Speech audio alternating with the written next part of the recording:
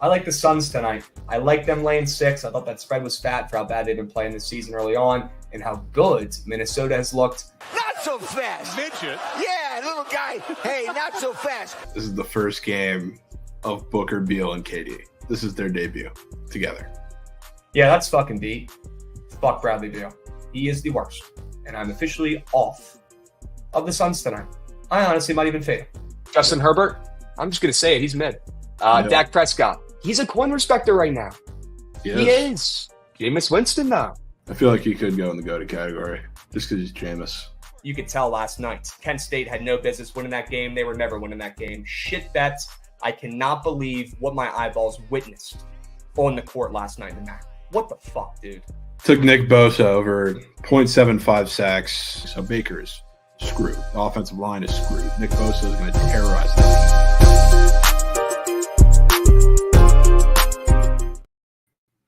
What's going on, chat? Happy BTL Thursday, episode 372 piece. As always, hold the fry, joined by your two hosts, Krabs and Javon, presented by Pickett Sports. If you're not using Pickett Sports to track your bets, grow up, make that, your New Year's resolution in the new year. Be more responsible, be a better sports bettor. Go download Pickett. It's free. It's clean as heck. Go check it out. I promise you'll keep using it. Javon, we've already got some subbies rolling in. Let's This go. could be what we needed. That could be the vibes we Rebounds. need today. Yeah, these are the vibes we need today. After moose shit bets left and right from yesterday, we got picks with Bobby B coming in hot with a subby. Love to see it, my man. W's. We got my man Ian228 coming in hot. Let's have a day, everyone. Yes, sir. Let's have a fucking day. Why not us, Ian? Why not us? We got McLeaner sub-banging as well. We got Spilly coming in with W's. Sub-banging. We got the Gen Weekly coming in hot with a party of 55. Love to fucking see it. Javon, not our best work yesterday. No. Not at all. No. Besides me hitting the first half plus 375 bet, that was probably the only cool thing we did yesterday. Let's go ahead and do the L recaps here, Gates. Let's get them over with. Rip the Band-Aid off. 2 for 3 on best bets for me up there. Arkansas State was always Arkansas State against Louisville. Hilarious. That line was at 3.5. If you just think about it, it's Arkansas State versus the University of Louisville. Come on, guys. UNLV. Outright. Keep the points, didn't need them. I targeted that first half for the king of the board. We'll talk about that here in a moment. They got it done as well. Santa Clara's.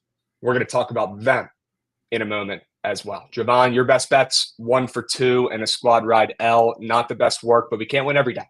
Yeah, I mean, after four goals in the first, you don't want to start any better. And then they just didn't do anything for the rest of the game. Kind of sucked. But if I do have to go 1 and 2 on best bets, I would love for the winner to be plus 160. So at least we got that. Sure. At least we got that. And yeah, let's go ahead and do a W-ish king of the board recap. I don't know. I guess L for you, W for me. Life. Okay, we're back. It's going to be sweaty, folks. Here's what we got. I started out the week with 3 straight losses. And if you guys don't know what king of the board is, you guys pick your affiliations. You pick Team Krabs or Team Javon on Mondays on the BTL book at Twitter.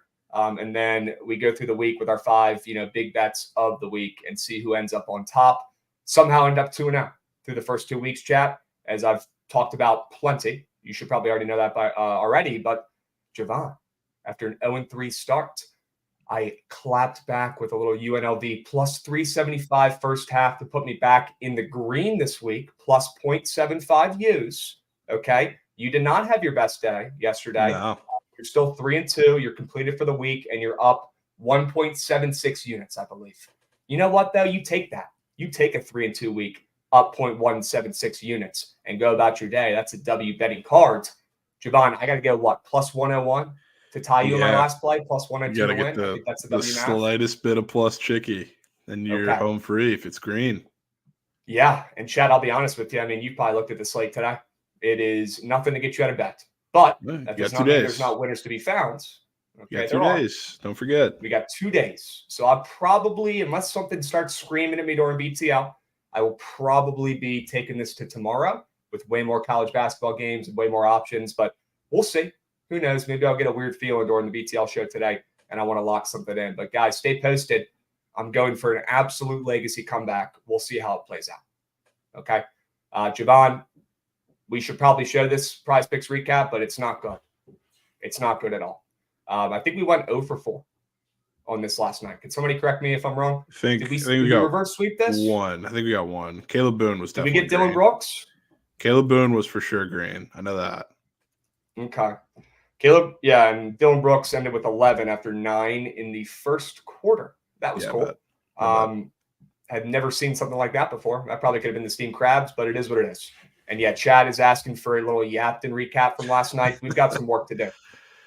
We've got some work to do in the rec, folks. We bankrupted all of chat that was betting on our team, just not covering. They're like the fakest sharp plays of all time. Hey, we got one. Cover. People forget Yapton went 0 for 15 from 3 in the first game we played. I mean, look, Yapton's going to get his shots up. We know that.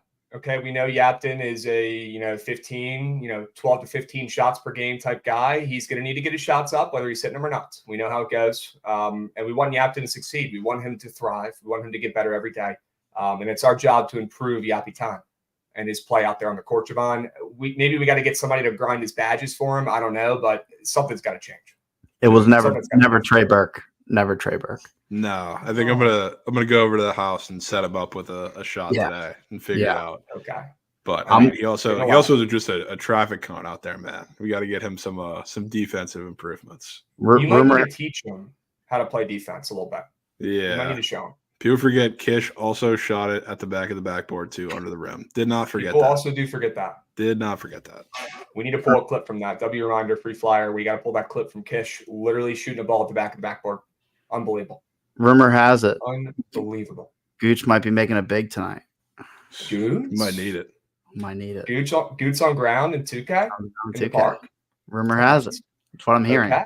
Yeah. Well, hey, I'd be down to fire it back up again. We got to limit the expectations, though, folks. But I'm sure we'll do some sort of sweats tonight, chats. We do have a Thursday night football game. Might not be the most exciting game. It ain't much, but it's honest work, and we're going to find winners in it. We're going to sweat it out and maybe play some 2K on the side as well tonight.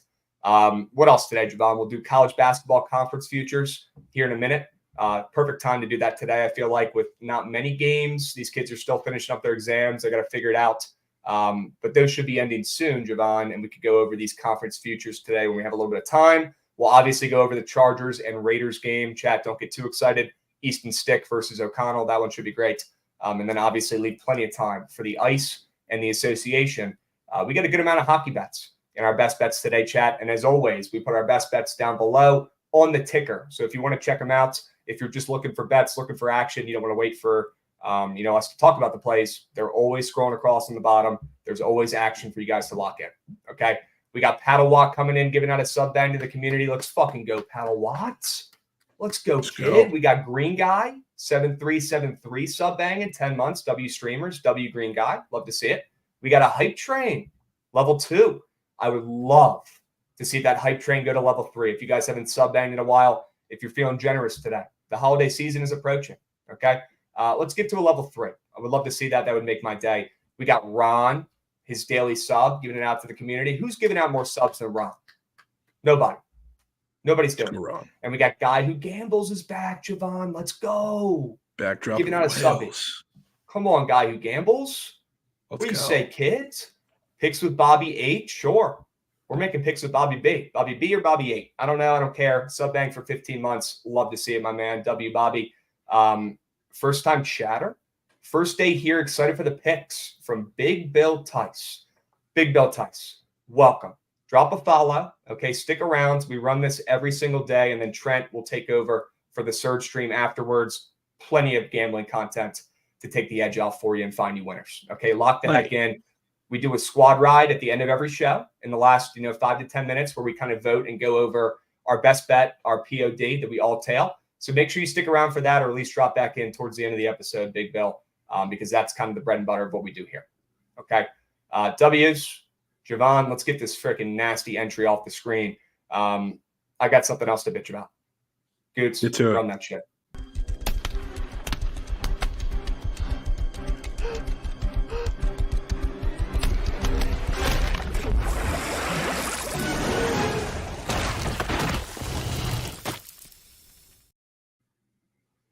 You catch that Santa Clara game last night, brother? Kept up with it. So I didn't get my eyes on it, but I know you did. Yep. Well, Chad, Javon made the right move, and I knew something was up. Something was fishy. It smelled like freaking Ron Muck's clam in here when he said he'd let me have Santa Clara in the late nights. He wanted no part of it. You know what? I don't blame him. Everybody on earth was on him, and they got burnt. Okay, and sure, did I have sneak units on the +2 that ended up pushing? Yep. Did I also have the ML that lost and was a terrible wager, and they should have won, and they were winning the whole game, and then they blew it? Yep, that also happened. Let's go over what happened here, Javon, because I still don't really understand what the heck I just saw. In the first half of this game, it was offense galore. I don't think I've seen a single defensive stop in that first half. It was like 42-41 going into halftime, something like that. Incredible offense. It was awesome to watch. Guys were hitting threes. I mean, Santa Clara looked great. I think they were up 1 at halftime. Utah State was hitting some threes, hanging in there, hanging around. But Santa Clara looked like the much better team. They looked comfortable. They were home. They were doing their job. Okay. Here's the thing, though. The second half was an absolute shit show. Shit show. This team ended up with 17 turnovers, like B Camp saying in chat, sure. They blew it. They blew it. The worst part is, Javon, Santa Clara shot 57% from the field. That's very impressive in college basketball. A lot of these teams shooting around 45%. Some of them lower, okay? You know what Utah State shot last night? You want to take a guess? What'd they shoot, Krebs? They shot 37% from the field. And it didn't look pretty while they were doing it. Okay, but the ball went in the hoop. Sometimes that shit happens. That's why you don't nuke anything, chat. It was the right read. It was a shit bet. It was a loser. I'm not going to sit up here making excuses. Just giving you guys the breakdown of what the fuck I saw last night because it was ridiculous. And you can't make it up, Javon. Some icing on the cake, a little cherry on top. Boop. We got Ian Martinez, who's played 5 seasons in college basketball. This guy's probably older than me. Never dropped a 20-piece in his life. What does he do last night? The guy cannot miss. He has his Jeremy Lin week. The guy turns into fucking LeBron James or Giannis last night where he drops a 60 burger. The guy has his best game of his career, best game of his life. He will never play that good again. He will never make that many shots again.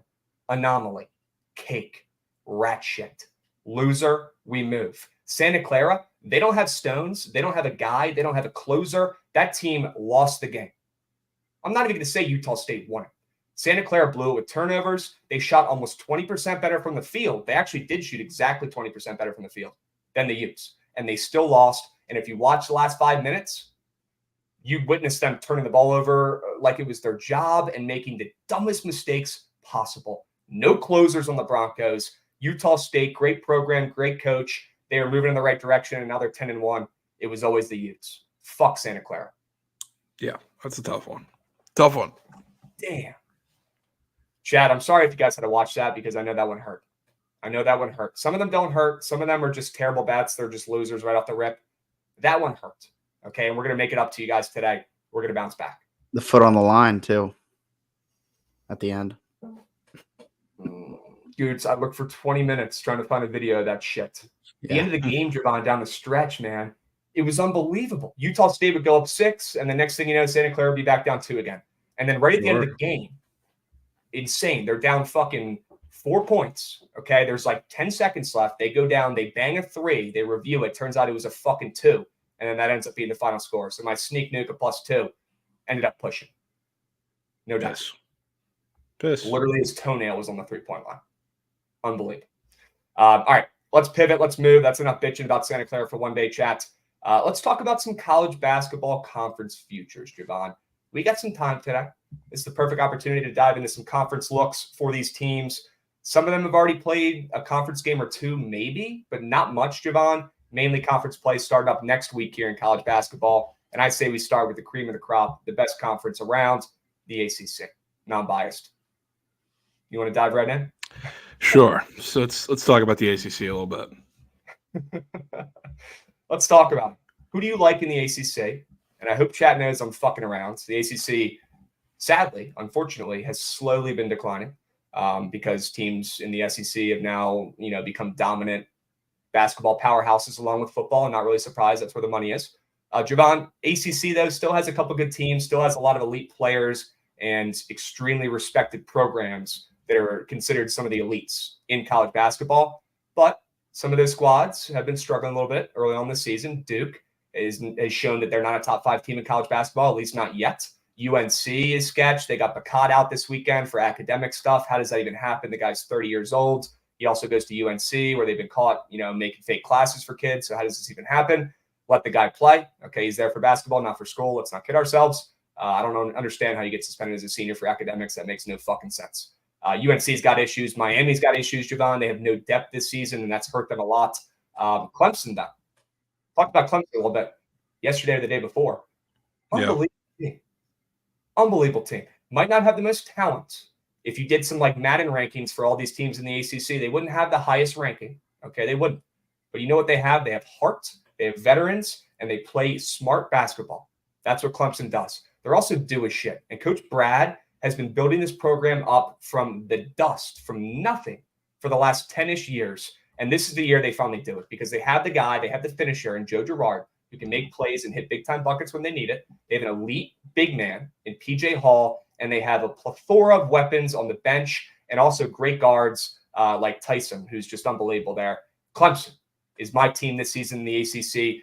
Depends where you look, depends where you're shopping around. You get them some places still around plus 1,000, but it seems like the Green Book has their shit together and they're already down to plus 500, Javon. What are your thoughts on these teams? I know you're probably eyeing Virginia Tech at plus 2,500. I don't blame you. Staring at it. See this year. So yeah, I'm right there with you with Clemson. They're a team that I really like, and if you've watched them for any bit this year, you know that they're legit. Like they're not a flashy team. There's a team that like defensively is a lot better than people realize. Obviously, you have PJ Hall who can get you a bucket at any time. Same with Joe Girard if he's playing well. So that's a team I certainly respect. I like Virginia though. They're my team out of the ACC this year, and part of that has to do with their scheduling, because I think everybody kind of knows what Virginia is going to do at this point. And with Tony Bennett and that defense, it hasn't really gone anywhere. And you know what a perfect scenario is for this team to kind of get themselves together throughout the conference season? To have an extremely backloaded schedule. So they get into ACC play and they play a really soft schedule, frankly. I don't think they play a ranked opponent until February in the ACC, which they have a couple in a row, but that's a pretty simple schedule for them. So they're going to get going, I think, towards the beginning of that conference season when we get like a couple weeks into January. And I think they're going to get on a real run. And once they get on a real run, that's when they'll be playing a lot of these teams like a Miami, who I think is going to fizzle out by the end of conference play. Like I said, at the beginning of the year, I think they're overrated and not deep enough. Everybody said, doesn't matter, you don't need depth because they have shooters. Well, how's that going? They just got 30-piece by Colorado. So Miami, I think, is going to fizzle out. North Carolina, I think, is still a little overrated. A lot of the teams at the bottom, I think, are not as good as past years. So Virginia, that's my team to come out of the ACC, and it's hard to go against Duke. Obviously, they're going to be there, but UVA would be my pick, and I'm still sticking to my guns, saying a sleeper, maybe not to win the conference, but for a team to watch out for is Wake, because Wake, now they're starting to get, that's what I was about to say. Like it's a little high of a price. So like it's not a terrible sprinkle. Do I think you're going to win it? No. But the thing is, like now they've proven to this point, like especially when they're at home, they can kind of shoot with anybody and score with anybody. And now they got Efton Reed eligible, which is huge because their problem A was depth, and B, they really didn't have like a tough physical inside presence. And now they have that, changes their team completely. And in the next couple weeks, people forget they've been doing this for the entire season so far without the best player on their team, the best shooter on their team, and Damari Monsanto, who's going to come back, I think, at the start of conference season. So when that team gets healthy, which again, the couple games they've lost so far this year, they've had guys get 6 fouls in 5 seconds. So their whole lineup is fouled out, and they haven't played with Efton Reed at that point. So they had nobody behind them. Now they do. And now they're going to be deeper. And when they go a couple of these games at home, that's a tricky spot for a lot of these teams because they can shoot with literally anybody in the country. So like I'm looking at their schedule. Guess who they get? First week of conference play at home on a weekend. They get Miami. I'm going to take a guess and say Louisville. No, they get Miami. Oh, my God. So that is a game that's probably going to soar over by 60 points, but Miami can outshoot teams. I don't know if they're going to be able to outshoot Wake on the road. It's like they got them. They have a pretty soft conference schedule relatively. Like they also get to play Virginia pretty early, which is not soft, but at least they get that at home. And a lot of these games I think are winnable. It's like Wake Forest, maybe not a team that's going to win it, but a team that I think is going to have a few solid upsets. And I see them like chilling by the end of March, maybe down at like the bottom of the rankings of the top 25. W's. Do not sleep on Wake Forest, chat. Don't let them get hot. Might be too late. Let's see what they do in conference play. Duke clearly the favorite here at plus 250, but all these other teams, pretty much all these squads, have one qualm, one issue with them. So we'll see how it plays out. Okay, I'm rolling with Clemson. You've got a little sleeper pick with Wake, but you're liking UVA and Tony Bennett, little bounce back season. Nobody's believing in them. Don't cut them out. Still one of the best coaches in college basketball. They win with defense. That could play this season in the ACC. It's wide open. Good. Wide open. Okay. Dubs, let's move to the Pac-12. We've got Arizona literally at minus money to win this division, to win this conference, whatever you want to call it. Is this even worth our time? Are there any other teams up here who can make a run? Do you believe in any of these squads? Are you taking a look at Mick Cronin at plus 950? Do you think Bronny James could start turning into his pops and make some noise? I don't. Oregon, plus 1,200. We know they're late bloomers. Maybe they have a chance to get healthy down the stretch because they have 2 or 3 of their starters still out. That's a team that has some value. That's a team whose odds are a little bit shorter than I expected with who they've got out on the court right now. So it seems like they're getting some respect from the books, probably because they're a second-half team, late bloomer. They're a little dude, and they have a great coach, and they have 3 guys hurt right now. But that's some respect there for the Ducks with how mid their lineup is right this second. Any of these teams worth our time? I mean, this conference sucks. So, it's definitely going to be Arizona. I guess the only other team that I would consider value-wise taking a stab at the board, again, not that I think they're going to win this conference, but I think they're going to be scrappy in a player, it's probably Utah. Because we've seen time and time again, even like the last couple of years, and they haven't been that good when they play teams at home. They've been able to shoot with anybody, and I think this is the best or the most talent they've had on this roster, and we've seen it in a couple of these bigger games. So, I like Utah. I think they're a team to watch out for. I'm not a USC fan. I don't think their offense is enough for me. I'm not a Colorado fan either. I think they're too variable. And anytime when Tristan Da Silva can't dominate, it defers to KJ Simpson, and he shoots 5 for 20 from the field. So, ceiling could be high with Colorado. It's just their floor is probably just as low as anybody else in the, upper 6 of the Pac-12. And I can't really get there with UCLA with their offense. So, the most complete team, most consistent team, I would say, for a value stab is Utah. Okay.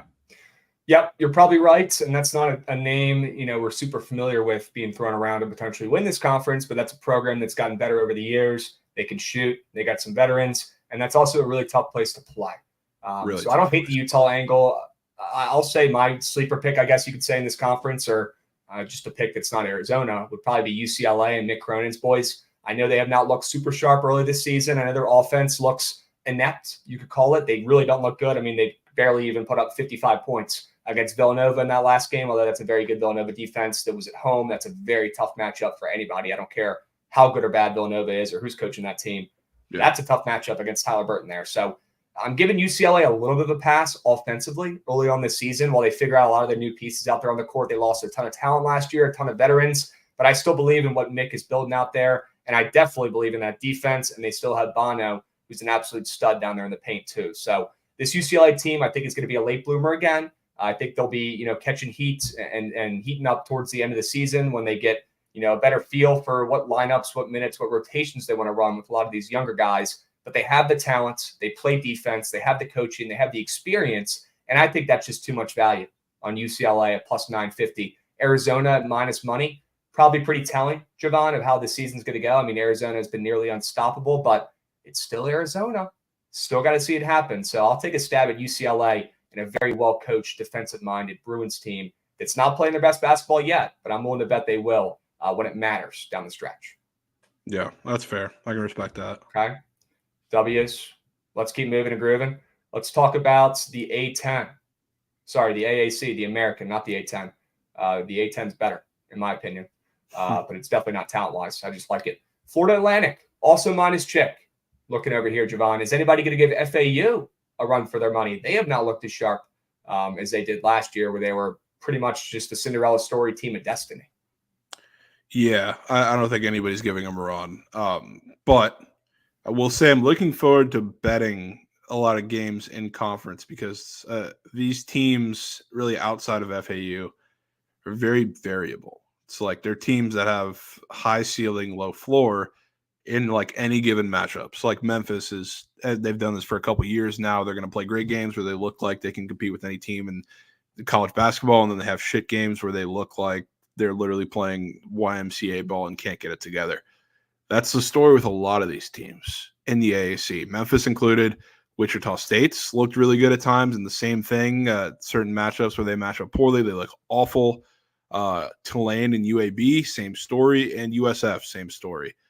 So a lot of these, I think this is a good betting thing to keep in mind when you get into conference play, because I will be targeting a lot of dogs, especially home dogs, and games that, and realistically the favorite shouldn't lose. I think it's going to be a really wild conference everywhere else except. Okay. We got a Len Bong subby, folks. What's up, Lenny? Good to see Len recovered from that from a bunch of games last night. He's up. He's recovered. Yeah, he's Len. Hey, man, Len, you played pretty decent last night. We got to cut the turnovers down, Len. But overall, pretty good scoring in the paint, pretty good driving from Len last night. Some decent. Look, he started to heat up at the end. What's Muck? I had 2 threes there at the end, sure. Yeah. I've also got to work on my shot and just everything with my guy, Len Bong. Anybody in chat is a 2K wizard? I know Dogad was playing with us a little bit last night, sure. We'll run that back again, Dogad, 100%, bro. But if anybody's a 2K wizard and knows how to make our players elite and much better than they are right now, hit the DMs, okay? Save your guy Crab some time so I can get in the fucking lab and not spend as much time trying to figure out how to make my 2K player not ass, okay? And that goes for our guy Yappy Tan, too. All right, hit my DMs. If you're a 2K wizard, hit me up, all right? Dubs, Javon, I'm with you. I'm not really buying the hype on Memphis yet. I will say if chat's looking to bet Memphis and take an underdog here, I would wait until Saturday when Memphis loses. I think they're going to lose this Saturday, this weekend. A lot of hypes around this program. If you want to take Memphis to win this conference, I'd wait till they drop another L this weekend personally, but not too much to talk about here. A lot of value, not a lot of great teams. Okay. Yeah, for sure. Sure. Keep on moving to Groove and Goots. You're killing it. Mountain West. This one probably won't take too long, but let's talk about it. San Diego State plus 300. Typically, it'd be San Diego State, who was the team who was minus Chick in this conference, right, Javon? I think the last 2 years they've been minus Chick to win this conference preseason.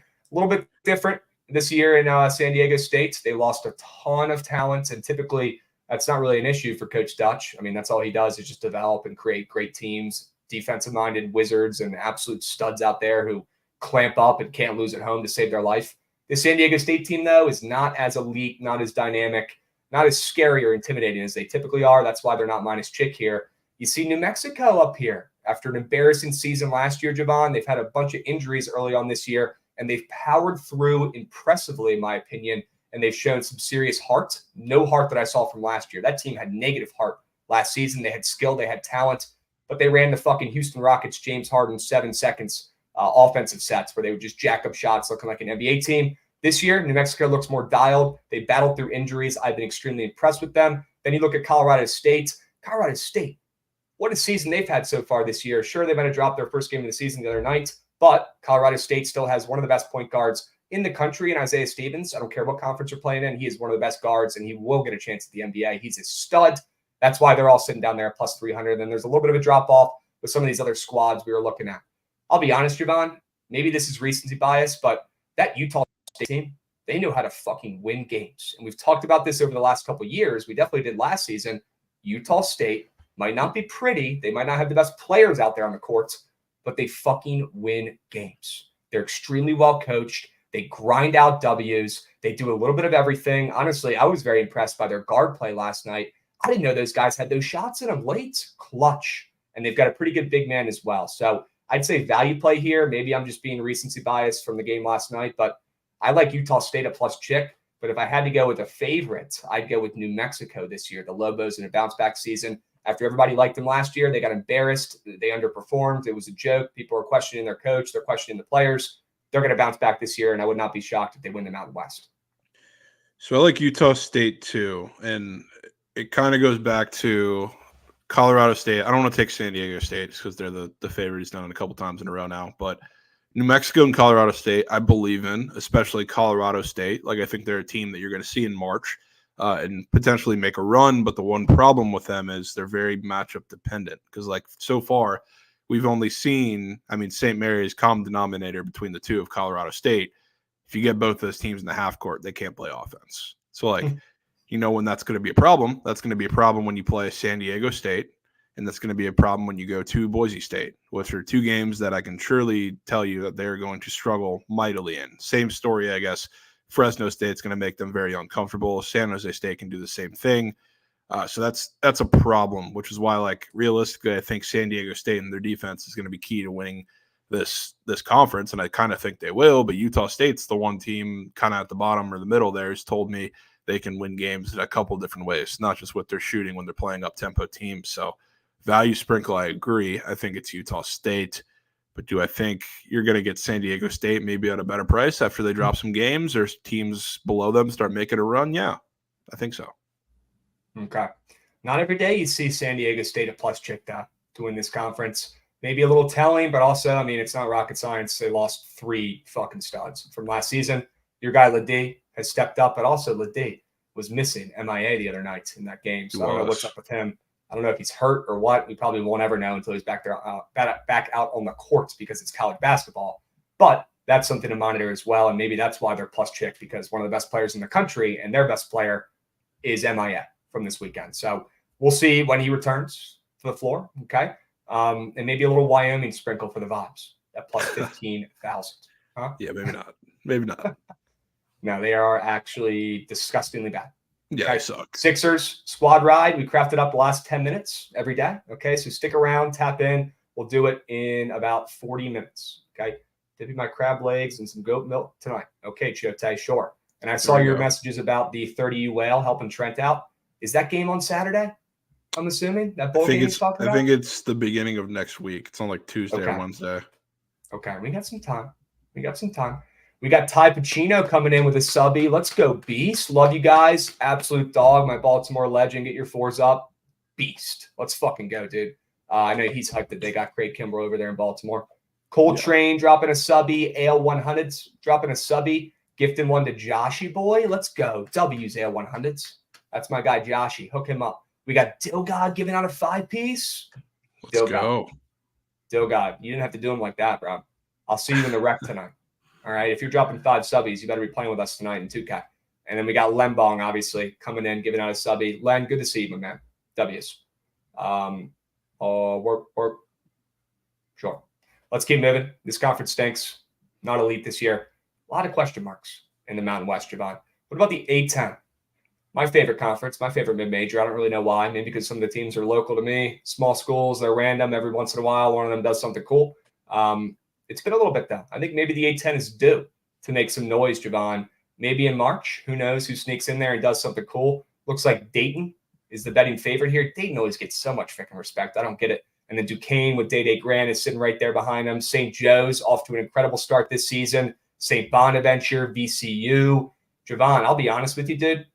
You know who I like? George Mason. Ooh. Small school in Virginia. These boys are playing great. They have Darius Maddox leading the way, the BT transfer. He's now getting some minutes, getting to play. He's been a beast. This George Mason team, even after losing Kim English, has replaced them and replaced the players like nothing ever left. This Mason team is fucking good. They're continuing to build on the momentum from the program that Kim English started. Just like when Buzz Williams went to BT, built that program up from dust. He left. We got Mike Young. We're still doing okay. We're still building momentum. Same thing going on with George Mason. They might have lost their stud young coach, but they've done a great job of rebounding here this season, and they've impressed me a ton this year. I like George Mason. I like the value of plus 9 hundo in an A10 this season that I think is completely wide open. Yeah, I don't say that's a bad sprinkle at all. I mean, George Mason, they've been really, really good and impressive. So, like, you probably want to take a shot at value in the A10 somewhere. Not to say that, I guess, Duquesne, I certainly believe in. Probably same story with St. Joe's. Hot start. Will they be able to do that for the rest of the conference season? I really don't know. But yeah, I say I would go Duquesne, but it's not a bad idea to reach for a little more value in the A10 because it really is wide open. A lot of these teams are really good. George Washington getting zero respect after a hot start this year too, but yeah, probably for good reason. I don't think anybody expected them to get out to as hot of a start as they did, but they have a very good coach as well, and that program continues to get better in DC. But yeah, I'm with you, man. I think it's got to be probably Duquesne if you want to go with the favorites. You know, St. Joe's. We'll see if they can hang on. But I personally like George Mason a lot at plus 9 hundo with Darius Maddox, my guy. And I'll leave you guys with this in this conference. Dayton will find a way to fuck this up like they almost always do. Okay, don't be surprised if Dayton lets the people down once again this season. okay, because they continuously do. Shout out James Bishop. Yeah, absolute stud. The best player on the court in almost every game he plays in conference. Doesn't mean they're going to win, but he's a stud. We're going to try to get Yapitan back on the grind. Javon's going to do the Lord's work this afternoon, go over there and try to get him set up so that we have a chance. W's. Love it. Let's keep moving and grooving. Let's power through these mid-conferences. Let's go to the WCC very quick. This one will not take long. Gonzaga, -200. Graham Ike, fake Joel Embiid, sure. They're the favorite, as they should be every year. St. Mary's, Larkin. They got off to an atrocious start this season, but bounced back with a big-time win this past weekend. Maybe St. Mary's is starting to find their footing. We knew they were a better team than they were in the first 3 weeks of the season. San Francisco getting some respect. Interesting. That team has impressed me a little bit this season as well. I'll tell you who I'm not taking. It's fucking Santa Clara's. I would like to fade them and take their win total under if that was a thing. But this conference is not really worth my time too much. It's going to be one of those top 2 teams. It's not even going to be close. But I wouldn't be surprised if St. Mary's continues to build on the momentum from this weekend and ends up winning this conference. Okay, Gonzaga, look, they got Graham Ike. They have a pretty good coach, Mark Few, when he's not drinking beers and driving. But I don't think Gonzaga is really anything to be scared about this season or be intimidated by. And St. Mary's, I like what I saw this weekend. If they could play like that and replicate that over the next couple of weeks, they can hang with anybody in this conference, even Gonzaga. Yeah, I mean, it's going to be the Zags. St. Mary's will find a way to win ball games. It's what they do every season. So they'll be right there with them. So there's not really much here. I will say, obviously not to win the conference or anything, but I think San Diego is going to be solid this season. They've gotten off to a pretty good start. They can score with anybody, and they're obviously going to be going against a couple of very putrid defenses. When you look at the guys or the teams around the bottom there, Pacific, Pepperdine, Portland, even throw Santa Clara in there. Those are not good defenses, and get familiar with Deuce Turner and Wayne McKinney because they're one of the best 1-2 punches, and I would argue that conference. So they're going to score. They'll be a fun team to back in certain spots in the WCC. They had a great comeback win against ASU the other night. They were down 11. Yeah, that's a big win for them. They have a freshman who can shoot. Dragos. I was just about to talk about him, bro. Dragos Lungo from Romania. This team's got a couple foreign kids. You see some of these West Coast teams, they like to go and recruit overseas. Maybe it's a little bit closer. I don't know what the reasoning is, but San Diego, another team that's taken advantage of that over the years, and they have a pretty fucking good freshman on their squad that I'd be willing to bet probably won't be on San Diego in the next year and a half. He'll probably be on another team. But Dragos Lungo, this kid can fucking play. He's averaging almost 10 points a game in his first season. I don't care what conference you're playing in or what team you're on. That's impressive in your freshman year. And yes, they have 2 studs in Turner and McKinney who can score the basketball at will. Maybe San Diego's the value play here. 25 foul wow? Yeah, don't take that, but get ready to bet them because they're good. And they won that. They won that game at Arizona State or against Arizona State without Dragos, which is impressive. Shit. So that's he was out that lot, so he's hurt now. I don't know if he's hurt or what the story is, but regardless of whether he plays or not, their guard room is deep. So say that. Okay. W's. Let's move. Let's groove. That conference pretty much always Gonzaga and St. Mary's, and then one other weird team that makes some noise. Maybe it'll be San Diego up there in the 3-hole. Who knows? SEC. Here we go. Here's a juicy one. W's. We got Tennessee as the favorite. We got Kentucky right behind them. Auburn's lurking. Buzz Williams and the Aggies are lurking. You got Bama. Who's shocked to see Bama at plus 850? I think probably before the season started, you'd think they'd be around, Kentucky or maybe even in between Kentucky and Tennessee here with the odds. But the eyeball test, Alabama has not really done much to impress me so far this year, but there's a lot of ball game left. And Javon, your Florida Gators are in there too. So I'm very curious to see your take on them. A lot of teams in the SEC, I could see pulling off some fluke shit and maybe making some noise. Look, this Tennessee team, are they the best team in the SEC? I guess. They have Dalton Newts, they got Zakai Ziegler, they got Vescovy, but have these guys played up to their potential this year? I'm willing to say confidently, no, they have not. Yeah. Dalton Newt got out to a great start the first week and a half of the season, but he started to slow down a little bit. They're playing against better teams. Zakai Ziegler gets a pass because he's literally playing on a torn ACL from 8 months ago. And I don't know how the fuck he's doing it, but he's going to continue to improve every game. And then who knows what's going on with Vescovy. He has just not been the same guy from last season. I have questions about Tennessee. They're not as big as they were last year either. I feel like they got away with a lot of shit last season, Javon, with their size and defensive tenacity. They had that big ogre who would fucking throw bows at people's faces like Draymond. in the paint, who's now gone, which is good because that guy sucked. But he was a big body that they don't have this season. There's a lot of questions around Tennessee still, at least from me. Now, Kentucky, once again, is getting just absolutely gassed out of nowhere. I guess not really out of nowhere, but probably shouldn't be gassed as much as they are with how poor they've done over the last couple seasons. But Kentucky does have another loaded class. They're fucking stacked. Let's see if they can put that talent to work, and let's see if Calipari can prove the doubters wrong, because there's only more doubters every year at this point. Auburn is interesting, right? They have Janai Broome. They have a 5-star freshman who's a beast. They have Bruce Pearl, but that's about it. Texas A&M is another one of those teams that reminds me a little bit like Clemson this season, Javon, where sure, they might not have the best team overall with just like the skill players if you ranked them, but this A&M team knows how to win. They're very old. They have a very good coach. And they have Tyrese Radford, who I literally think is older than me, who's still playing. And this team knows how to win games. They're extremely old. And I would like to take a stab at plus 700 on the Aggies here to win the SEC. I hate the Aggies. Dude. And you want to know why? Because when I look at all of those teams that have the ability to run, even if you talk like another team that I don't think is all that good because they can't hang defensively, like Alabama. You want to know what's happened a couple times that Texas A&M has faced a team that they just can't keep in the half court and play their style, their tempo of basketball.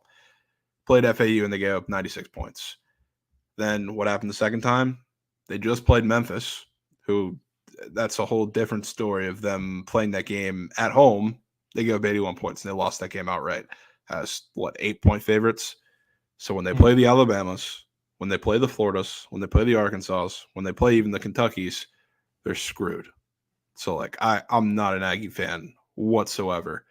I will say, I think pure talent wise, when we get to, I think it's like January, middle of January, there's a game, Kentucky at Florida. That will be the game between the two best teams in the SEC, talent-wise. But if we're talking about to bet teams to win the conference, it's got to be Auburn at that plus 500. And again, it's not because I think they're levels above everybody around them, but when I look at their schedule, it is putrid, especially early in the conference season.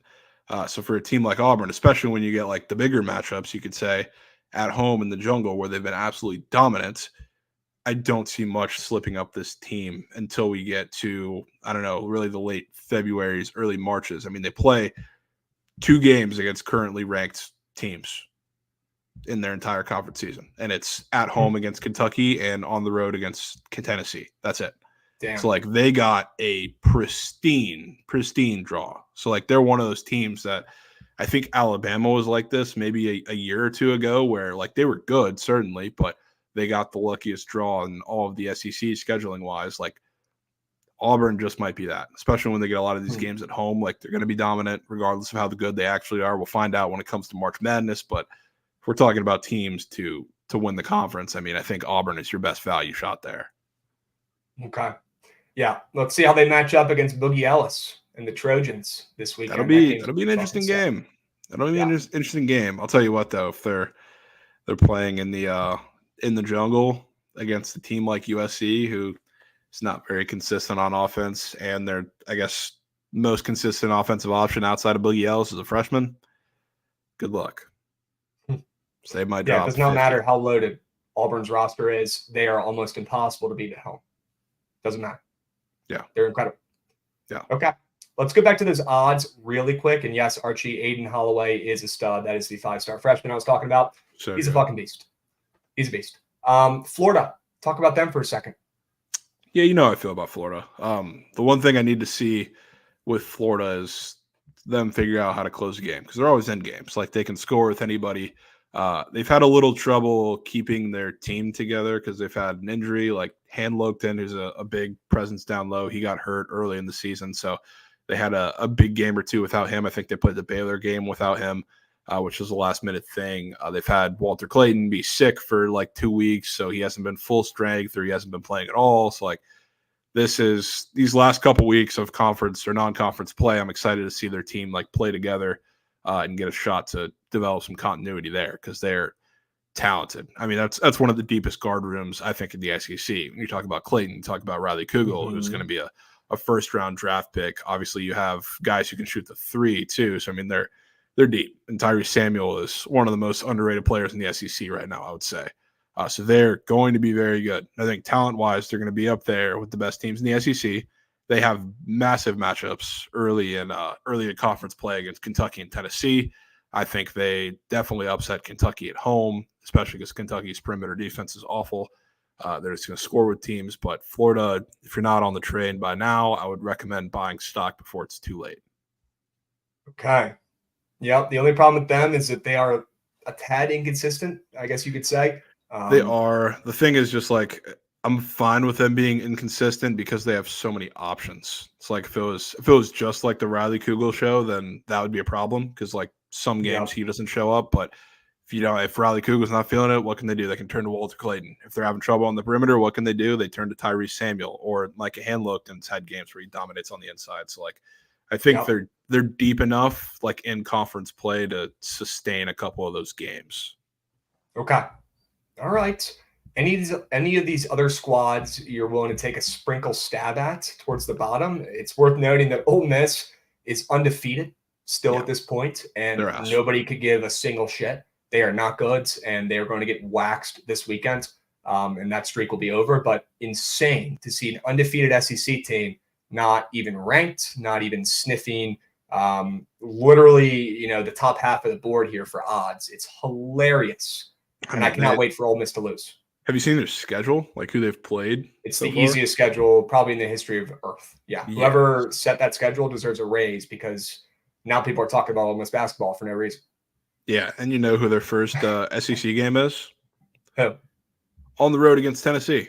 Have fun. Sure. That should be a good one. Have fun. Tennessee is going to be a 12-point favorite against an undefeated Ole Miss in that game. Minus 12.5 is my guess.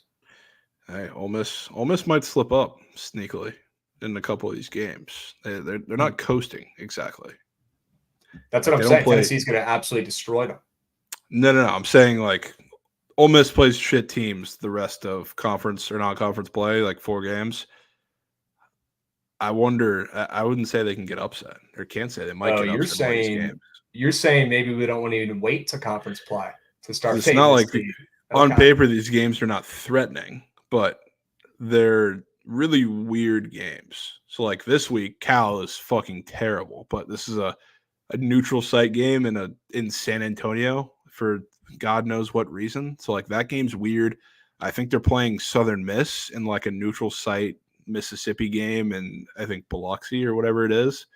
It's like that's a weird game against the team. Obviously, that's a big game for Southern Miss. They're also awful, but these are a couple weird games. Troy, too, is a strange matchup for Ole Miss. Bryant has shown the ability to beat bigger teams for whatever reason, even though they're not very good. So, like, I don't think it's crazy to say they drop one of those games, even though they're probably going to be double-digit favorites at the least in every single one. Okay. No love for Chris Beard, Luke Slocks is asking. Let's take one more pivot back to this, and then we got to move. We got a couple more conferences, and then we've got Thursday Night Football chat. What's up, Mush? How we doing? Doing good, bro. Doing good. Just catching up on the old episodes on YouTube. Heard Crab Sipicat was out Saturday due to academics not true. The fake John Rothstein tweeted that out. You've got to be kidding me. Did I get played? You might have been the John account. They get me, dude. This shit happens more than it should, man. People need to kick rocks. People need to get ready. That is so annoying. Chat, that is my fault. I got by a fake Rothstein account. That's on me. That's on me. Okay. Apologies there. Gosh. UNC, that was still sketchy, but honestly, they have played better this season than last year, and it's not even fucking close. It's night and day. Yep. Night and day. All right. Last couple here, Javon. We've got the Big 12. Sure. Let's talk about that one. Houston, Kansas, BYU, Baylor, TCU. Sure. Javon, take the reins. Tell me about this conference. Who's winning it? Give me a sleeper tip. It's weird to say that the 3 most impressive teams probably don't include Kansas, Texas, or Houston, which I would argue. And I am shocked because I would say those 3 teams are BYU, Baylor, and Oklahoma. I know they've been really, really good, but plus 600, third spot there for BYU is a lot of respect early. They do have Mia Khalifa Stepbra in the paint. They do, and that could be it. It's strange to say.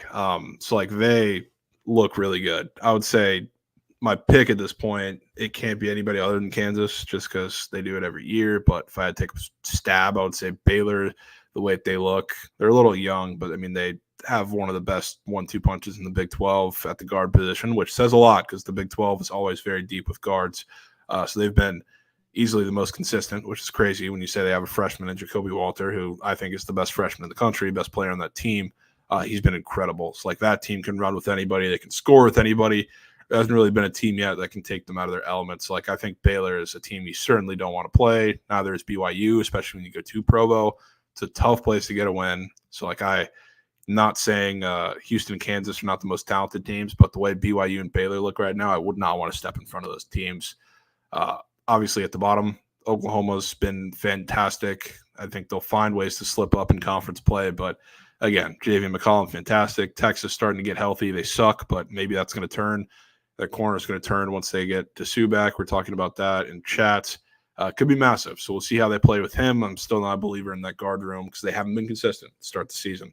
And even when Max Avimus comes in and drops 30, like he did against Marquette, they're still getting bombed because they have no other offensive options. So we'll see how Dessou changes that, changes the makeup of that team. But I got to say, I really would not want to see Baylor or BYU right now if I'm anybody in that conference. Okay. I think that's fair. I think that's spot on. One other team looking to be funny that I think is worth bringing up is the Cincinnati Bearcats. I'm not saying we take them to win this fucking conference. I'm not saying we take them at plus 4,000 and tell everybody we know to put the rent on it. I'm not. All I'm saying is let's talk through this because this Cincinnati team is extremely well coached. This Cincinnati team is replacing a ton of talent from last season, an incredible amount of talent from last season. And they're 8-1 up to this point, Javon, and two of their best players aren't even active yet because they're still waiting for their waivers to get approved. Is this Cincinnati team going to show heart? Are they worth a $20 sprinkle on the Big 12 regular season champions? Do you have any, backing or belief in this Cincinnati Bearcats team? No, I don't. Okay. I don't. And it's partially because like they're physical, I guess, kind of. But once you get into Big 12 play, they're not as physical as you would seem. And like their biggest assets, I guess, are Victor Lakin and Pandogo, who came over from Utah Valley. You don't win in the Big 12 with big play. You win with guard play. If you don't have that, like they have CJ Frederick, like he's been good.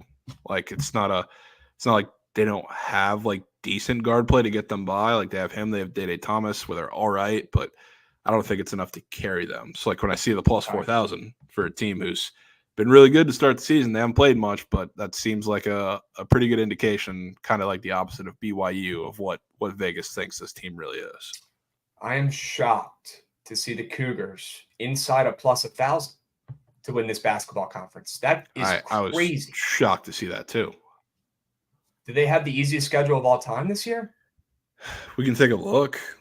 Let's go through their schedule really quick if we can, and then we're going to pivot to the Big East and Big Ten and then go about our day. But would love to see why odds makers in Vegas is obsessed with Mia Khalifa Stepbra along with us. Why are they in on this team? Good. They are very good. I mean, it's a solid start. I mean, they got to play at Baylor. That game is going to be bonkers. That's going to be an insane game. See who else they got towards the end of that January little stretch there. They got to go to Lubbock. That's a tough place to play, but I guess they do get – that's a big 2-game stretch right there. They get Houston at home and Texas at home within 4 days. They're going to have to win one of those two, man. Yeah, and thankfully those are both in Provo where it's really hard to get a win. So, I mean, that could be the key to their season right there. So, like, maybe I understand it a little bit why they're getting a little bit of respect. But, yeah, they're good. And I think Vegas knows it. All right. Sure. Let's keep moving. Let's keep grooving. Let's talk about the Big East here, Javon, real quick. Big East, obviously Marquette and UConn getting some serious respect. And then we've got Creighton and Villanova right behind them. Creighton, bad loss last night. If you wanted to buy low on this team, now would probably be the time before conference play. Are you out on Creighton after what you saw last night, or do you think they were just due for a bad night? It's kind of the angle we took. They've been shooting out of their fucking minds recently, and they were due for an L and bad game. Dude, they got to figure out how to play some defense, bro. Yes, they do. Their perimeter defense is ass, and that's what we were talking about with UNLV last night. Like, they're just going to rim run, and that's how they win games, and that's what they were able to do, is a layup line for half the game. Yeah. So, like, I'll tell you, my gut is telling me, or my head is telling me, like, I don't like Creighton because I don't think that's going to be a problem that's solvable unless you play, like, the lower teams in the Big East. But you know what this is reminding me of a little bit? It's reminding me of the struggles that UConn had a little bit towards the beginning of last season. And nobody really believed that they're going to get it together because there were some really bad spots they were in. And I think with the offensive prowess that they have, they're going to start to get it together. But am I betting against Marquette? Absolutely not, because they look like a team of destiny this year. That defense Shaka has rolling, and I think that's the best Shaka Smart basketball team that he's had since before the Texas days too. Because like really he didn't have a Shaka team at Texas, so since VCU, this is the best team he's had for his style of basketball. So Marquette's that team. I don't like UConn either. I'll be honest. I don't either. Okay. Kolek, best point guard in the nation. Yes. Creighton plays like a 2K Pro Am team. Yeah, they play worse defense than Trent on the perimeter. I agree. Yeah. Creighton will have a hard time against teams of size. Yeah. I don't think Creighton's that small, but they're just slow. They're slow. It's just like Ashworth's small. Yeah, Ashworth's small, and he doesn't look like great on defense, which is surprising. He's falling off. People are talking. I was calling card in Utah State. Ashworth falling off. Yeah, I mean, lucky for them, like Seton Hall, Providence, Xavier, Butler, like they all match up a lot better than they do against the UNLVs of the world. A couple of the teams they've lost to so far, but I don't know. I don't know what to think about Creighton. Chat's asking what we don't like about UConn this year. I'll tell you what I don't like. It's that they won the Natty last season. So I'm going and eliminate them off the list. They're not going to run that shit back. That's impossible. And they'll probably find a way to fuck it up this season because last year was UConn's year. Okay. Yeah. W's. Let's go to the Big Ten really quick. Purdue, Illinois, Wisconsin, and then a big old drop-off here, although Purdue obviously clearly the favorite here, minus check. Javon, anybody worth a stab, or is it just going to be boring Zach Edey, Purdue, putting 30 points from layups and going about their day and winning this conference? Yeah, I mean, if you need any confirmation that the rest of this conference sucks, the team that was starting to emerge just lost to Chicago State at home last night. So, insane. Rest of this conference sucks. I like Illinois from time to time, but I feel like this is just going to be like last year where you're going to find teams like Illinois or Wisconsin in like a good home spot. Michigan State's been kind of disappointing, but they'll be like all right. It's just like find your spots, but it's Purdue or nothing. It's not to say they're going to be perfect either because they never really are, but the Big Ten just blows. I don't know why we continue to act like this conference is any sort of decent on a year-to-year basis. Michigan State getting some respect with probably the worst start that they've ever had. Although Coach Izzo is known for a slow start or two, for sure. He's definitely a late season guy, but this has been even worse than what's typical. And he's even talked about maybe playing his son instead of the five-star senior or five-star center that came in. And it really has not been playing many minutes. Weird shit going on up there at Michigan State. I got my eyes peeled. I'm watching. Not saying I don't believe in them, and those odds are telling me that maybe they'll turn it around here. But personally, Wisconsin, that's a team who has two guys in Wall and Crowell who are veterans who have been around the block. Maybe they could get lucky and beat Purdue and Zach Edey and pull something off, but it's not going to be easy. I'd say that's probably the stab I would take here with Wisconsin, but I think we all know that Purdue is probably going to win this conference this year. They literally have a giant in the paint. Yeah, and who I think is going to start to fall off the cliff too, like hard? Ohio State. Oh. Indiana, who's currently leading the Big Ten for whatever reason.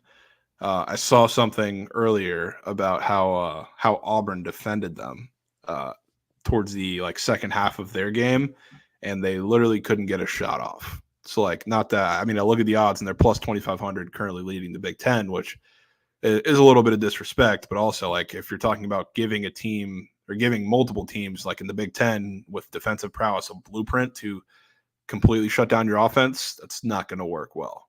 It's like I think they're going to be bad come a couple weeks. Okay. Stock down on the Hoosiers. Okay. Yeah. They've got a lot to replace from last season. All right, Javon, people in chat were saying maybe we throw together a little conference winner parlay before we move on here. Would that interest you? A little juicer? Maybe. What are you thinking? I'm thinking we start at the top and we power through this and make it a 2-minute segment because we got other shit to talk about. But I'd be curious to see if we can get a fat payout, a little value play, a little $10 lunch money sprint, and see if we could pull off a miracle and go viral. ACC, I mean, who do you think is winning this puppy? I like Clemson, but I don't know if I'm confident enough with how fucking, I feel like everybody's pretty comparable in this conference, at least that top half this season. I like Clemson as a value play, but I don't know if I like them enough confidently to put them in this parlay. Could I convince you to bet on Virginia? Dude.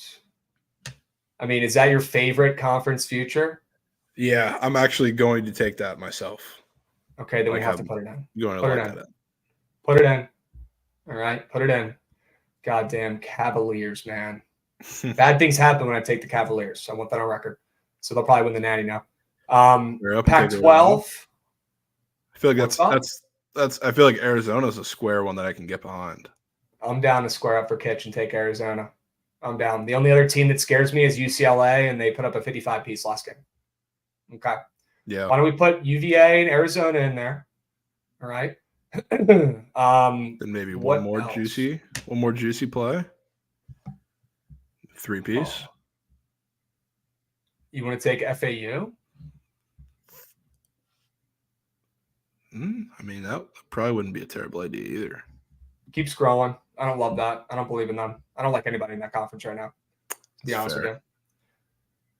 Mountain West. I feel like it's too cluttered. Relatively divided there a little bit too. Probably the same thing here. Yeah, George Mason, but probably not worth it for a parlay like this. Definitely more of a value play. Gonzaga. Could take Gonzaga, although I think St. Mary's can make it weird, but Gonzaga, keep them in our back pockets. Let's go check out the SEC. Okay. Tennessee, Kentucky, Auburn. Ooh.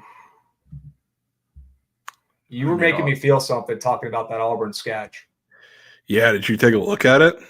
I don't remember if you brought it up or not. I think we had it up on the screen. Yeah, I mean that's. I'd be down to put Auburn in this puppy. Nobody believes in them. Their odds are weirdly shorts. They only have 2 good players, but you know what? They got Bruce Pearl. They got one of the best home court advantages in college basketball, and they're playing great so far. And by the way, Aiden Holloway is one of the best college basketball players in the country. If he hasn't proven that to you yet, he will in the second half of the season. Just wait. Okay, this kid's fucking legit. He's unbelievable. Yes. Auburn +5 hundo. That could be it right there. Okay, sure. Let's keep scrolling. Click on that. I want to just see. Let's take a peep at the Big 12. We don't want to eliminate them. We'll take a look here. There we go. Boom. BYU.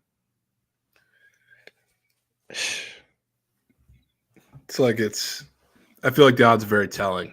And it's not to say that I don't believe in really any of the other teams, but +600 is short. It's just hard to push that button, which against Kansas in any form or fashion, because they just always figure out a way. Too many teams in here who could pull it off. Houston could do it. Kansas could do it. Baylor could do it. TCU could get hot and do it. I'm looking at 6 right now that I think have a legitimate shot, and it doesn't include TCU or Iowa State. It's 2 teams below them. So it's a lot of clutter. Goots, the 3-piece we just crafted. We got some odds on that puppy out. Let's see what that, or it might be a 4-guyser, but whatever we have so far, +68 hundo. It's almost +69 hundo. So close to being perfect. Is it a 3-guyser or 4-guyser? Yeah. We got UVA, we got Arizona, we got Auburn, and that's it. That's a 3-piece. That could be the conference wag. You got a couple favorites. You got a big dog in there, and then kind of like an average play. I fuck with that. Okay. I'm gonna tail this, and I'm also gonna tail Clemson separately because I still believe in that team, and that way when they win it, I get to go back and chirp Javon when the Cavaliers blow it, hopefully. But I do like your angle there with Virginia. I will lock in this 3-piece chat if you guys want to get weird and have a little play to sweat out for all of conference play in college football, college basketball. Throw 100 on that? Okay, I will. Slip coming later today. W's. All right, Javon. We got shit to do. We got to dive right the fuck in. You want to go to my Thursday Night Football real quick? Most exciting game of the season? Let's see what we got there. It ain't much, but it's honest work, folks. We've got the Chargers with Easton Stick, sure. And we've got the Raiders with Aiden O'Connell, I bet. We've got no Keenan Allen playing this game. We've got probably no Josh Jacobs for the Raiders. A lot of injuries, a lot of no shit teams, coaches getting fired, coaches about to get fired.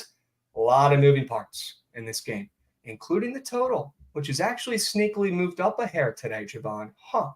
Who in their right mind is betting this over in this game? You'd have to be a lunatic to bet the over in this game.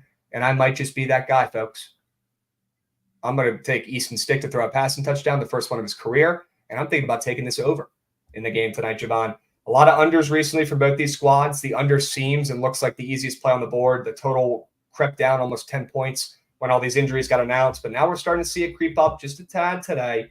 And I wouldn't mind taking some points to be scored in this game when nobody's expecting it. I don't mind that at all. I don't mind that at all. I have struggled to find out what I'm going to do side and total wise in this game because I want to back Easton Stick, but it's a big step to get there. So I've chosen primarily to stick to the prop and prize picks board with where I'm going with the Chargers in this game. Okay, talk about it.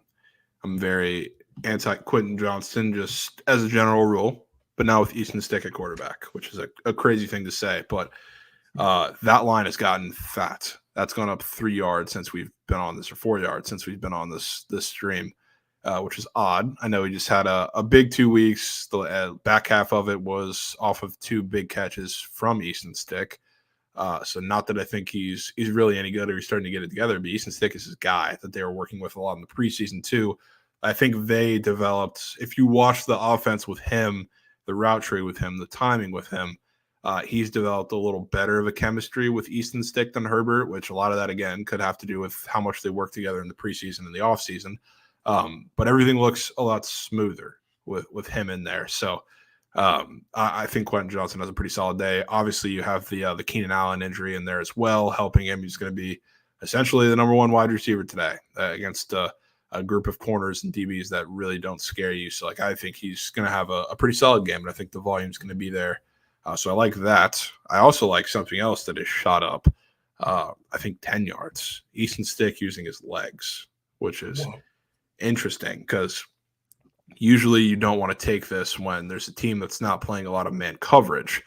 But with the with the Raiders, they play soft coverage and they play really, really far off the line. So he'll have plenty of room when he doesn't have anywhere to go with the ball, especially when you're missing, obviously, one of the best wide receivers in the league.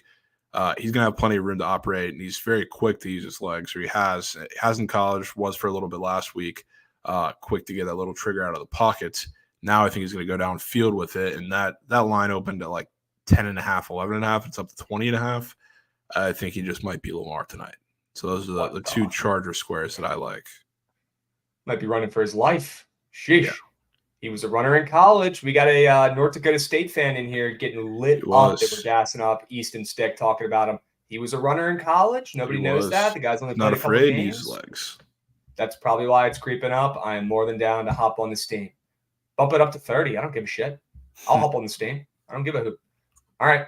Sure. I like the Quentin Johnson angle as well. Also, Austin Eckler. If I see one more Austin Eckler more than receiving yards or more than receptions, I'm going to stick a fork in my eyeball and rip it out. It's insane. Absolutely insane. Guys, everyone on earth was acting like Austin Eckler was rat meat a week ago. 1 week ago. People were calling for his head, saying he was washed, saying he was part of the problem with the Chargers. Now, okay, Keenan Allen's out, and everyone's like, all right, we're back to Austin Eckler receiving. He had 1 good receiving game last week. Wake the fuck up, chat. Pick a fucking opinion and stick to it. Okay, recency bias is the number 1 reason why bettors lose coin. I will stand on that. I will stick by that. And that's probably a combo for another time. But don't just let him having 1 good receiving game last week let you fall for the fakest sharp trap of the fucking day today. What has Austin Eckler done this season that's made him deserve you putting your hard-earned money on him doing shit. Come on, guys. Who knows, man? Come on. Well, we're talking about a couple of guys who have disappointed. I guess that's more Quentin Johnson than Austin Eckler. There's a guy on the other side who I don't mind, which kind of aligns with the quarterback angle because he's been much better with Aiden O'Connell in the last couple of weeks. What about Hunter Renfrow? Ooh, is he back? He is. And the thing is with him, I think he matches up pretty well with the Chargers defense because they also play a pretty soft zone.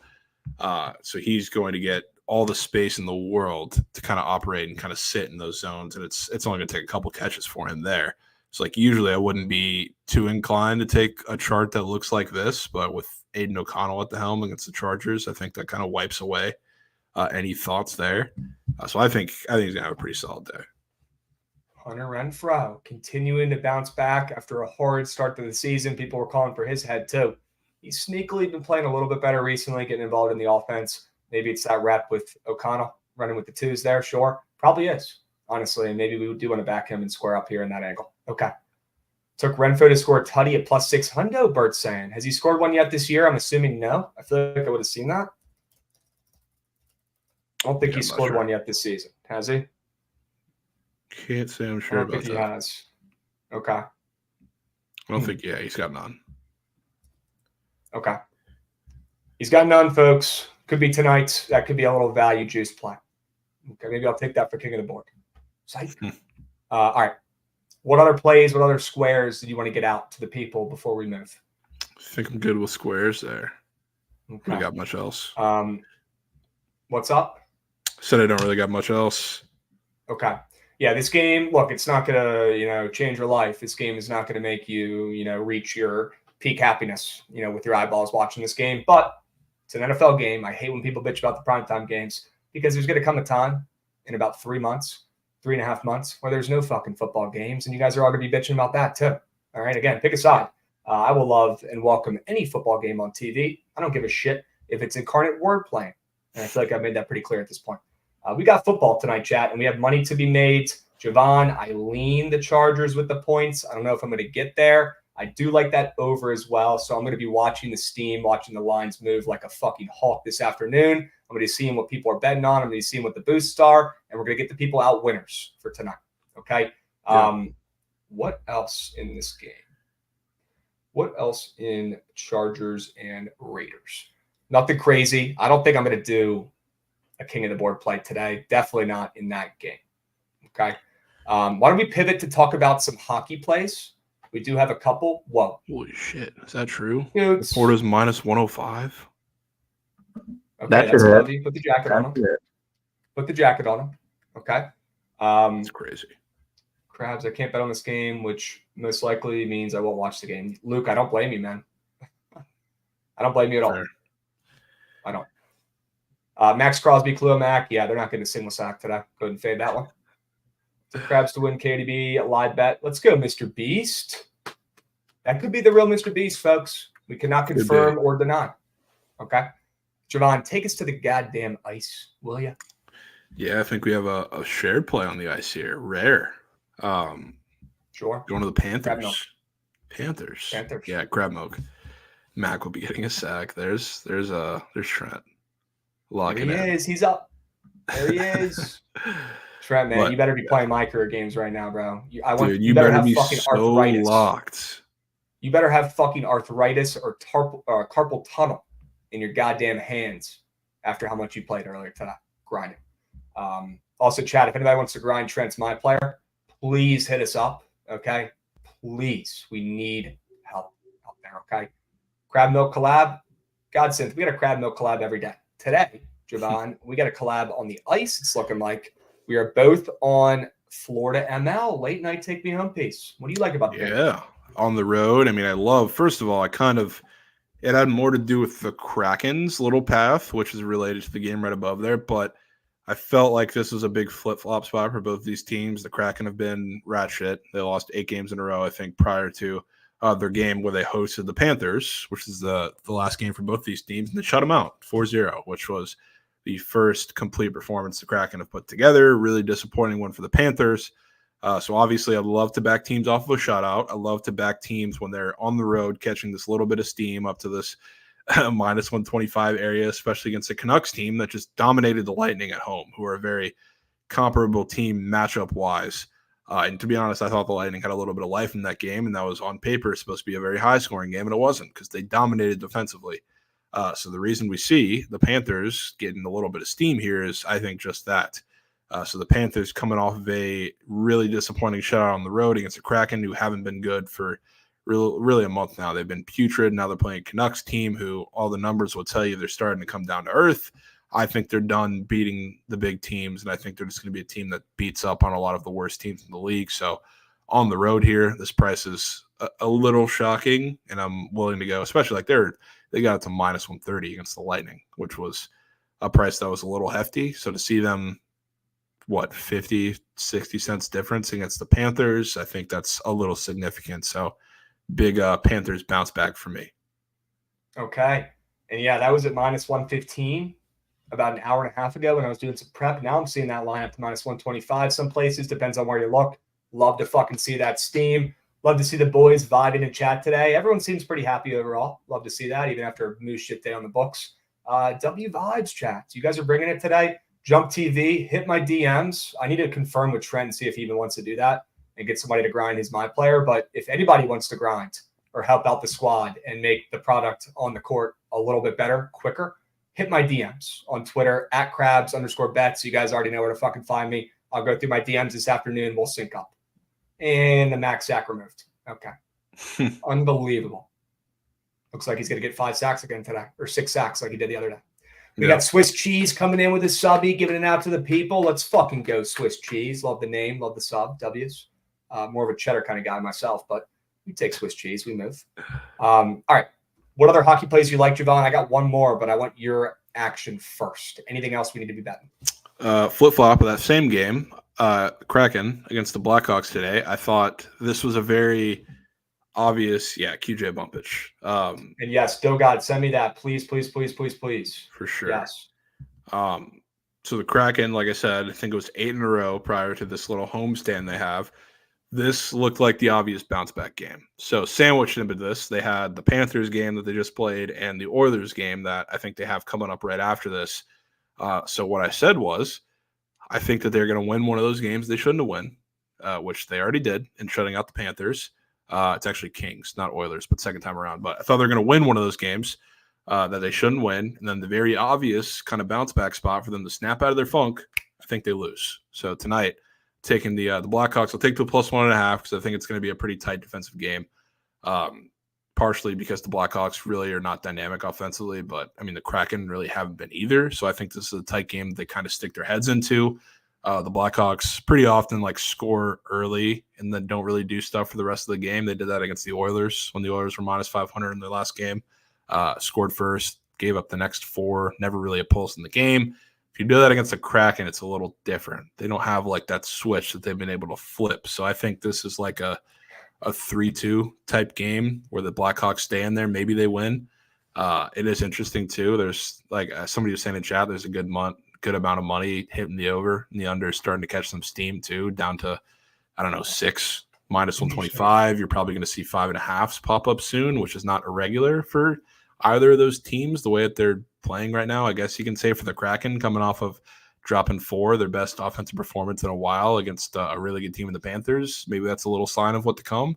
But I think the Blackhawks are gonna stun them early today. Okay. Wow. Are you taking +195 piece? No, I'm gonna take the +1.5 because I think it'll be lower scoring. I'm kind of fading the Kraken offense here too. So I took the and yes, the Blackhawks do not score goals on the road, Dijon. Absolutely not. Okay. Yeah, it's going to be the Tommy's Real Nicky Gambles tonight, but I need to dive more into these CBB games because they're absolutely terrible. All right, what else from chat? I will say that it might be the Blues. Their coach got fired. Yeah, but I don't like the Blues.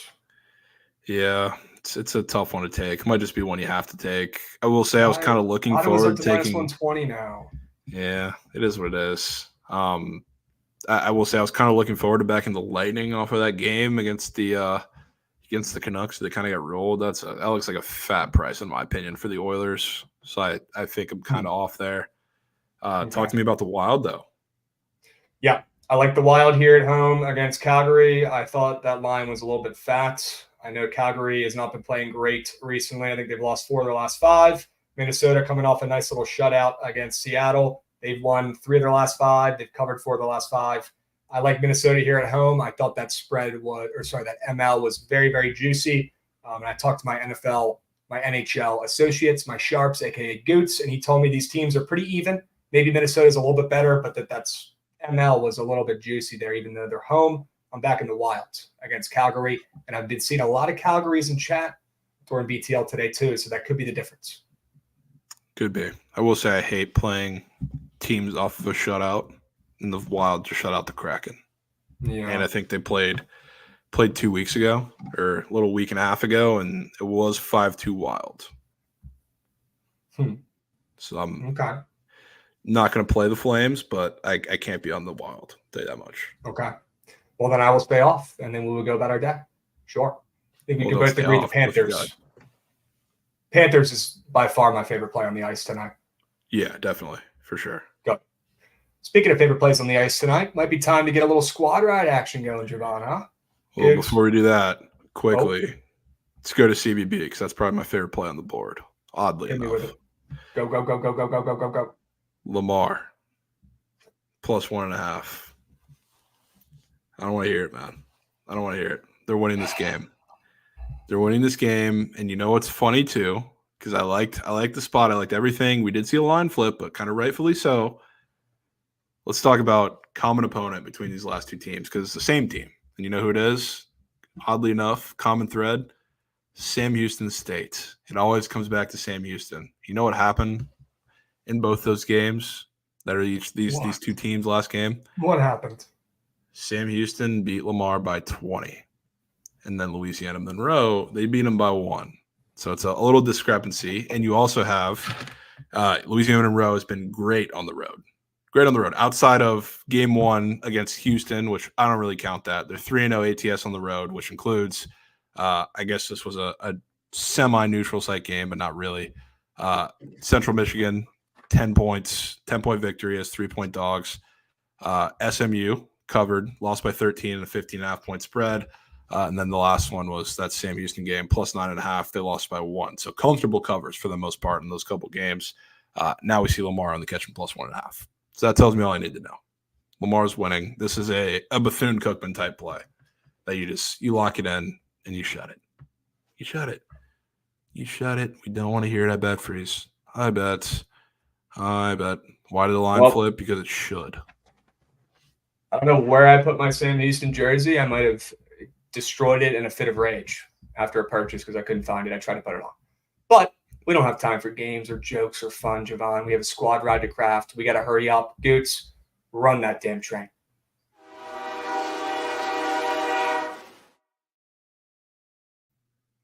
Sure. All right. Lamar opened up as a favorite is weird. I'm in to put that in the squad ride. +1.5. Yep. Okay. Florida Panthers on the ice. ML. Of course. Okay. Good. What else do we have here, folks? We've got any NBA or other college plays that you loved? Definitely no NBA. Can't say I'm in the NBA duff right now, but I don't know. Maybe you take Easton stick passing tutty, but it's juiced. Yeah, it's pretty heavy juice. Putting here, people are going to be bitching. Do you have a side or total play that you like in that game? Do you want to put the over in here? We could put the over in the NFL game, man. I'm down for that. And make it a little 3-geyser. That's probably what I'm going to be on tonight. Yeah, make it a little 3-piece. Okay. I'm in. 3-piece chats. No 5-piece today with the slate we're working with. I don't want to hear any bitching. 3 plays, 3 winners. Okay. We've got Chargers and Raiders over 34.5 on the gridiron. We've got the Florida Panthers on the ML on the ice. And we've got Lamar +1.5 at home in college basketball, game of the night. Everybody's going to be watching it. think Bill Walton's commentated it on ESPN, right? The Lamar Louisiana Monroe game. I'll be tuned in. I'll be tuned in for sure. Definitely won't be Bill Walton. Definitely won't be on ESPN, but maybe ESPN Plus could be on there. Let's see. Could be Lamar Jackson today, folks. It is on ESPN Plus. Good. That's all we need. That's all we need. If not, we'd have to watch it on some fucking Facebook Live or some shit. Did that with Bethune. We literally did that with Bethune. By the way, Bethune plays today. They don't have a lineup though, but they play today. We got Sock Station coming in hot with a subby. Goats. Let's fucking go, Sock Station. You're my goat beast. We got Wiz dropping a follow. If you guys are in here, drop a follow. Excuse me, drop a follow. Gosh, Book's trying to take me out. And stick around for the Surge stream starting up here in 30 seconds. Okay, Trent's going to take you through the Thursday slate. We got to know who the heck he's got in this Thursday night football game tonight between the Chargers and the Raiders. Who do you think he's on? So soft from the chat. I don't know. I really don't know. Okay. All right. We'll find out. Chat, Night Sweats tonight. Stick around for Surge Stream right now. Squad Ride Panthers ML. And we'll catch you tomorrow, maybe even a little earlier for a mega app, but same place, and we'll be seeing. Peace, boys.